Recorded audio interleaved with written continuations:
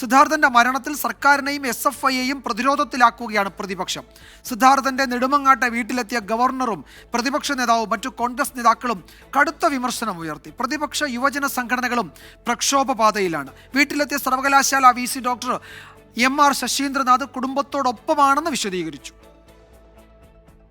സിദ്ധാർത്ഥിന്റെ മരണവുമായി ബന്ധപ്പെട്ട പോലീസ് അന്വേഷണത്തിൽ SFIയുടെ പങ്ക് വ്യക്തമായെന്ന് പറഞ്ഞ ഗവർണർ പക്ഷേ ഉന്നം വെച്ചത് CPIM-ന്. യുവാക്കളെ അക്രമത്തിന് പ്രോത്സാഹിപ്പിക്കുന്നതിൽ നിന്ന് പാർട്ടികൾ പിന്തിരിയണമെന്ന് TP കേസ് പരാമർശിച്ച് governor Arif Mohammad Khan. Judgment in the case of the murder of TP Chandrasekharan. Senior leaders have been convicted. So we will have to rethink.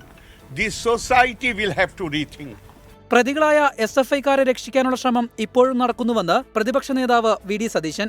SFIയെ criminal സംഘമായി വളർത്തുന്നത് മുഖ്യമന്ത്രി എന്നായിരുന്നു AICC ജനറൽ സെക്രട്ടറി KC വേണുഗോപാലിന്റെ വിമർശനം.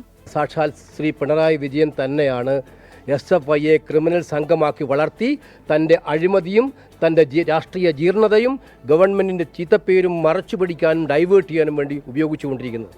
സർക്കാർ സിദ്ധാർത്ഥിന്റെ കുടുംബത്തോടൊപ്പമെന്നും കുറ്റവാളികൾ ആരായിരുന്നാലും നിയമത്തിന് മുന്നിൽ കൊണ്ടുവരുമെന്നും മന്ത്രി V ശിവൻകുട്ടി.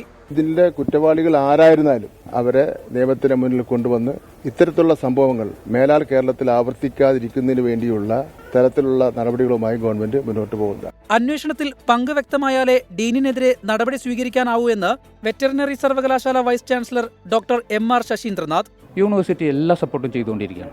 ആ അന്വേഷണത്തോടൊപ്പം നമ്മൾ സഹായിച്ചു. ഒരു സമ്മർദ്ദവും ഒരിടത്തൊന്നും ഇതുവരെ ഉണ്ടായിട്ടില്ല ഈ നിമിഷം വരെ. സിദ്ധാർത്ഥിന്റെ കൊലപാതകികളെ CPIM സംരക്ഷിക്കുന്നുവെന്ന് V മുരളീധരനും ആരോപിച്ചു. മന്ത്രി GR Anil, MM Hasan, Jebi Mather, T Siddique, M Liju, Rahul Mamkootathil, യുവജന കമ്മീഷൻ ചെയർമാൻ M ഷാജർ തുടങ്ങിയവരും കുടുംബാംഗങ്ങളെ സന്ദർശിച്ചു. 24 തിരുവനന്തപുരം.